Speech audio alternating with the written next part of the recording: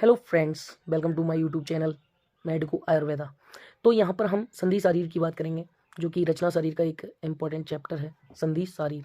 तो संधि शारीर का क्या मतलब है? संधि मतलब होता है ज्वाइंट। ओके, तो study of joint are called orthology. Arthrology orthology study of bone होता है, लेकिन आर्थ्रोलॉजी जो होता है वो स्टडी ऑफ ज्वाइंट होता है। ठीक है, तो स्टडी ऑफ ज्वाइंट को हम बोलेंगे आर्थ्रोलॉजी। ठीक है, यहाँ पर संधि क्या है, मेन मकसद हमारा है संधि के बारे में पढ़ना है। तो संधि शब्द का जो अर्थ होता है वो होता है मेल या संगम। जब हमारी दो अस्थियां एक दूसरे से जुड़ती हैं, ये दो अस्थियों के किनारे आपस में जब जुड़ते हैं तो वहां पर जो संगम होता है, वहां पर जो स्ट्रक्चर बनती है उसी को हम संधि कहते हैं या ज्वाइंट कहते हैं। ठीक है, तो यहाँ पर संधि शब्द का अर्थ है मेल या संगम। अस्थि संयोग स्थानम मतलब अस्थियों के संयोग के स्थान को ही हम क्या कहते हैं, संधि कहते हैं। जब दो अस्थियां आपस में मिलती हैं तो वहां पर जो स्थान बनता है उसी को हम संधि कहते हैं। जब दो या दो से अधिक अस्थियों के किनारे आपस में जहां भी मिलते हैं उस मेल या संगम या संयोग को संधि कहा जाता है। ठीक है, तो आप इस तरीके से इसका यहाँ पे डेफिनेशन हो गया कि किसे कहते हैं, संधि। ठीक है, तो यहाँ पर एक एग्जाम्पल देके समझाया कि जिस प्रकार लकड़ी के तख्तों को या फलकों को जो बंधनों से बांधकर जब एक नाव तैयार की जाती है, तो आपने देखा होगा कि गांव में जो नाव तैयार की जाती है वो लकड़ियों के फलकों से की जाती है। ठीक है, तो जो फलकों से बंधनों से बांधकर एक नया नाव तैयार की जाती है तो वह उसमें बैठे प्राणियों का मतलब उसमें जो कोई बैठता है तो उसका भार वहन करने में समर्थ हो जाती है, मतलब वह डूबती नहीं है और तैरती रहती है। उसी प्रकार क्या होता है, हमारे शरीर में जितनी भी संधियां पाई जा रही हैं वो स्नायुओं के बंधनों से बंधी रहती हैं, मतलब लिगामेंट से बंधी रहती हैं और हमारे शरीर का भार वहन करने में समर्थ होती हैं, मतलब हमारी शरीर का जितने भी वेट है उसको लोड को क्या है सहन करती हैं। ओके, तो आयुर्वेद में कफ दोष का जो मुख्य स्थान है वो अस्थि संधियों को ही बताया गया है और इस संधियों में विशेष रूप से श्लेष्मा रहता है और श्लेष्मा का जो कोरिलेशन है वो हमारा किया गया है साइनोवियल फ्लूइड से। तो आपने कभी भी पढ़ा होगा कि ज्वाइंट्स में क्या होता है, साइनोवियल फ्लूइड होता है, जिसके कारण उसमें मूवमेंट बहुत अच्छे से होता रहता है। ओके, देन अस्थियों के बीच में उपस्थित जो मीजन कायमा होता है वही सभी संधियों की सामान्य रचना में भाग लेता है। ओके, तो यहाँ पर आपका इंट्रो पोर्शन और डेफिनेशन पोर्शन जो है एंड होता है। एंड यहाँ पर एक हेडिंग है कि संधियों की विविधता।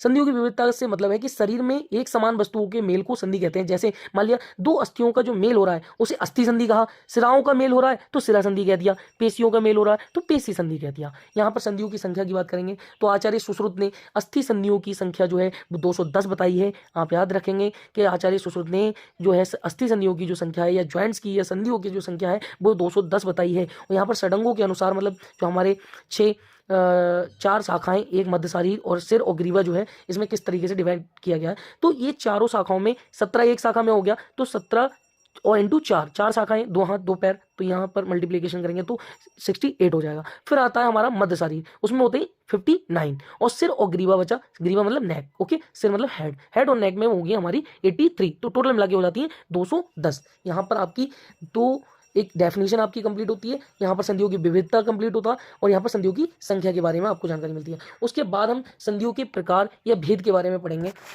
तो यहाँ पर संधियों के जो प्रकार या भेद हैं, तो संधियों के 2 प्रकार होते हैं, चल और स्थिर। लेकिन यहाँ पर 2 तरीके से हमें संधियों के प्रकार पढ़ने, एक तो क्रिया की दृष्टि से पढ़ना है और एक रचना की दृष्टि से पढ़ना है। तो सबसे पहले हमें पढ़ना है कि क्रिया की दृष्टि से 2 प्रकार की होती हैं संधियां। तो संधियां जो है एक होती है चल संधि, एक होती है अचल संधि। चल संधि को हम बोलते हैं चेष्टा युक्त संधि या मूवेबल ज्वाइंट और डाई आर्थ्रोसिस। ठीक है, और अचल संधि जो है इमूवेबल ज्वाइंट होती है और सिन आर्थ्रोसिस मॉडर्न कोरिलेशन इसका हो गया। ठीक है, चल संधियां भी 2 टाइप की होती हैं, बहुचल बहुत ज्यादा चलने वाली और ईसचल बहुत कम चलने वाली, मतलब मूवमेंट जिसमें बहुत ज्यादा होगा तो वो बहुचल हो गई, जिसमें मूवमेंट कम होगा वो ईसचल हो गई और जिसमें बिल्कुल नहीं होगा वो अचल हो गई। तो यहाँ पर ये चार्ट आपको लिख लेना है। ठीक है, और एक एक कुछ नहीं तो एग्जाम्पल मार देना कि वर्टिब्रल कॉलम है और शाखा और अधोहनु में जो शाखाओं में जो ज्वाइंट्स होते हैं, देखो शाखाएं बहुत ज्यादा चलती हैं, तो यहाँ पर क्या हो बहुचल हो गई और ईसचल मतलब बहुत कम चलने वाली। तो वर्टिब्रल कॉलम में आप देख लें वर्टिब्री जो भी थोड़ा सा मूवमेंट होता है उनमें। ठीक है, अचल संधि में बिल्कुल मूवमेंट नहीं होता, जैसे हमारे ब्रेन में जितनी भी सूचर्स वगैरह पाए जाते हैं।